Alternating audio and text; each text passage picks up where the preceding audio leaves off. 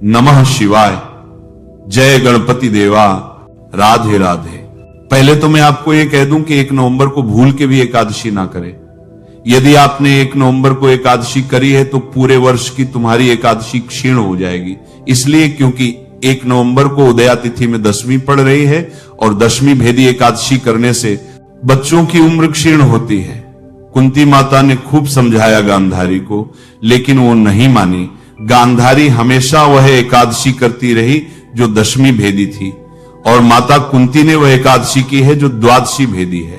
पता नहीं लोग कहां से ऐसा बोल देते हैं कि पहले दिन की एकादशी गृहस्थियों की है, दूसरे दिन की बाबा जी की है। ऐसा कहीं नहीं लिखा। राजा अमरीश दूसरे दिन की एकादशी को, गृहस्थ राजा मानदाता दूसरे दिन की एकादशी करते थे, वो गृहस्थ पहले दिन की। आप एकादशी कर सकते हैं तब जब उसमें दशमी ना हो तब, लेकिन ये तो 9 बज के कुछ मिनट तक है दशमी, इसलिए 1 नवंबर को एकादशी का व्रत ना करें। और 2 नवंबर की एकादशी की इतनी बड़ी महिमा है, इसलिए महिमा है कि वह द्वादशी भेदी है, इसलिए उसका महात्म्य ज्यादा है। क्योंकि पारण इसका 3 तारीख को है, टाइमिंग्स में बताऊंगा, इसलिए एकादशी 2 नवंबर को ही होनी चाहिए। हरे प्रबोधनी एकादशी है। 2 एकादश श्लोक बोल लूं। देखो मेरे सामने पंचांग रखा है, मैं मोबाइल में नहीं देखता, पंचांग देख के बात करता हूं, पंचांग से ही बोल रहा हूं। प्रबोधन्यासम्य वस्तु मम यश्याम जागृत, गोविंदो धर्म कर्म प्रवर्तक देव श्री नारद जी। इन्हें भी बड़ी अद्भुत बातें कहीं धर्मराज ने पूछा, हे मधुसूदन कृष्ण भगवान, आपने रमा एकादशी की बड़ी महिमा का वर्णन किया, लेकिन कार्तिक शुक्ल पक्ष या ताम में कथया, मानदा कार्तिक के शुक्ल पक्ष में पड़ने वाली एकादशी का नाम और उसकी महिमा, उसका महात्म्य बताइए।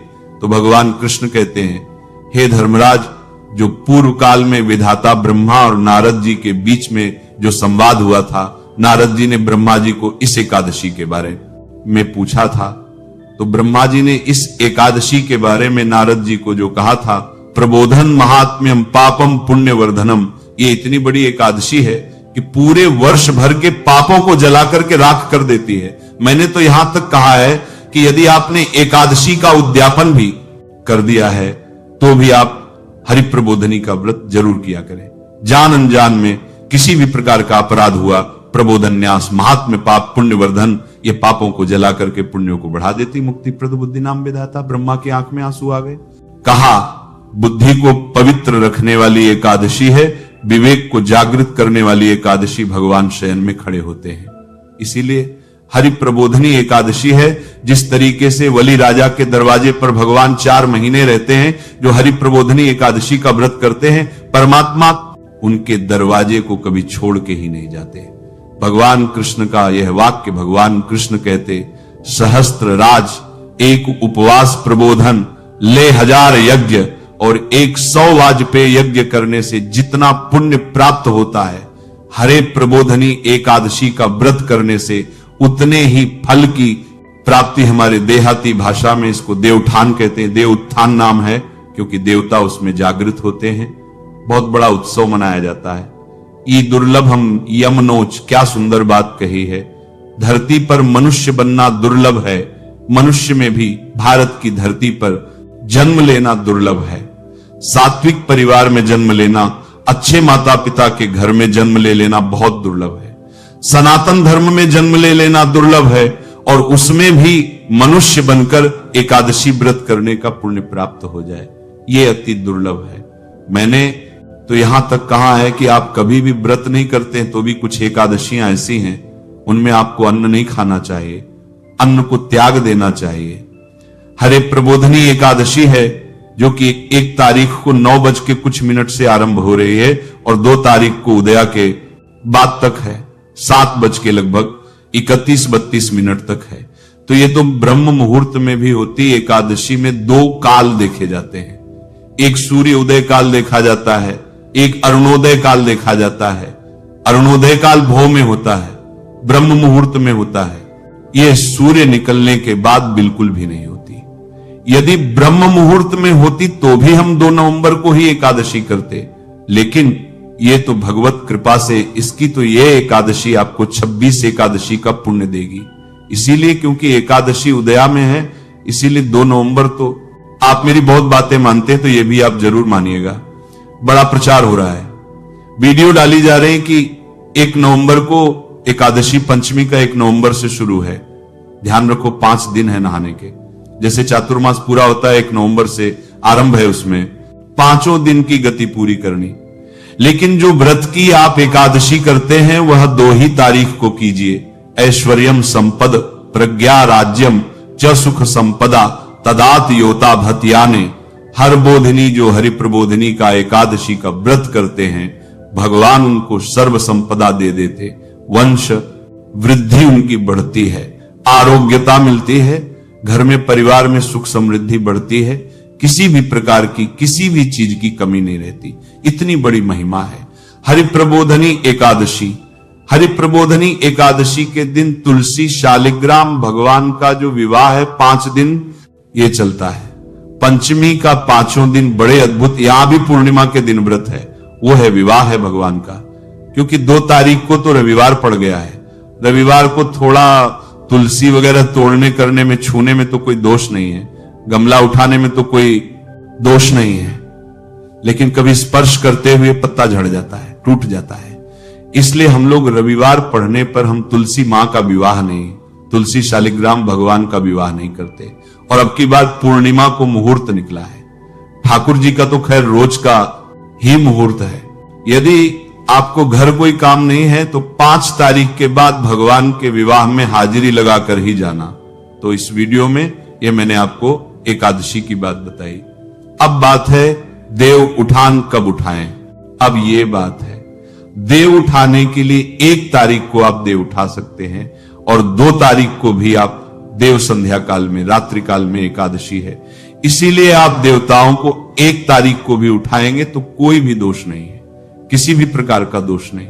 आप 2 तारीख को भी उठा सकते हैं, 2 तारीख को भी मुहूर्त है शाम को, और आप 1 तारीख को भी देवों को उठा सकते हैं।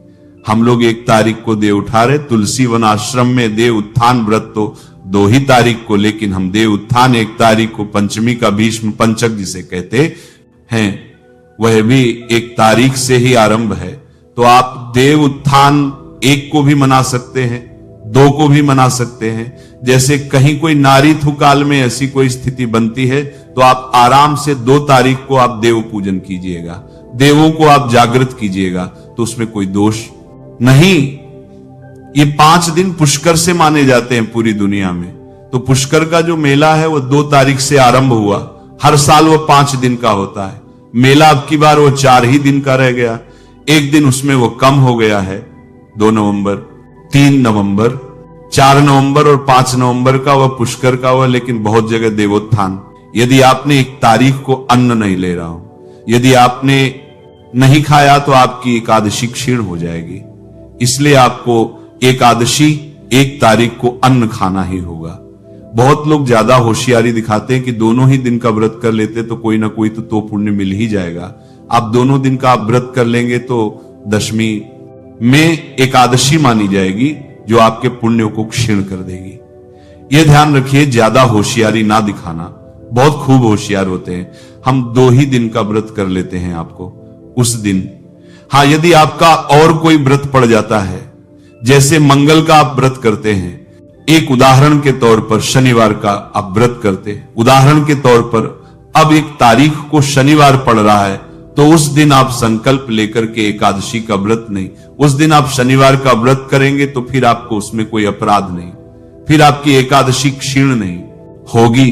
और आप ये सोचे कि बढ़िया हो गया है कि एकादशी कल की नहीं तो आज की नहीं तो कल की, दोनों दिन का हमारा तो व्रत पूरा हो जाएगा। कोई नहीं होगा, व्रत आपका पुण्य क्षीण हो जाएगा।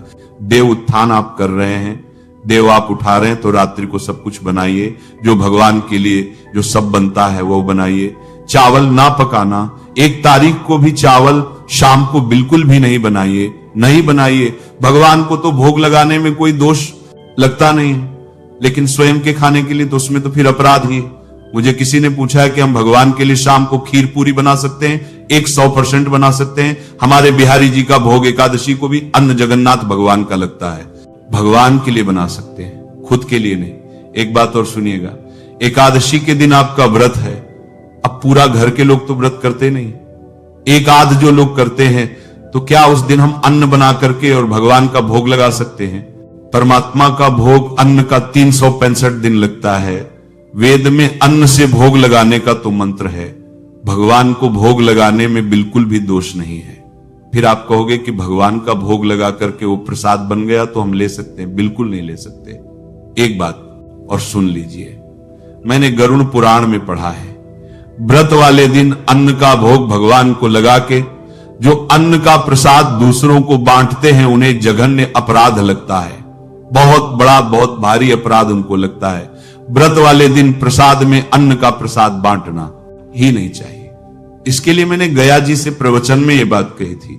कभी कभी ऐसा यह होता है कि खुद वो व्रत करते नहीं है, उन्होंने मंदिर में, मैंने जन्माष्टमी पर देखा है कि लोगों ने भोग लगा।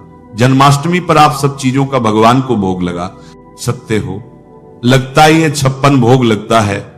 जन्माष्टमी और 56 भोग में तो सब चीजें आ जाती हैं, तो 56 भोग पर भगवान का आपने अन्न का भोग लगा दिया है, लेकिन उसको आप प्रसाद के रूप में आप उनको नहीं दे। चलो रात्रि को 12:00 बजे के बाद की बात है, वो अलग है। और आप कहेंगे दिन में हमने 56 भोग लगा दिया, वो प्रसाद लोगों को बांटते हैं, तो लोगों का जो व्रत खंडित हुआ हमारी वजह से, तो उसका एक बहुत बड़ा उसका अपराध लग गया। तो अब इस वीडियो को मैं कोई ज्यादा बड़ा नहीं कर रहा हूं। देव उत्थान 1 तारीख को भी है, 2 तारीख को भी है। पंचमी का भीष्म पंचक 1 तारीख से ही आरंभ कीजिएगा। देव उत्थान 1 तारीख की शाम को मना लो। हम लोग 1 तारीख की शाम को देवताओं को जागृत कर रहे हैं, उनका वंदन कर रहे हैं, उनका पूजन कर रहे हैं। एकादशी हम 2 ही तारीख को कर रहे हैं। आप सब लोग 2 तारीख को ही एकादशी का व्रत कीजिए।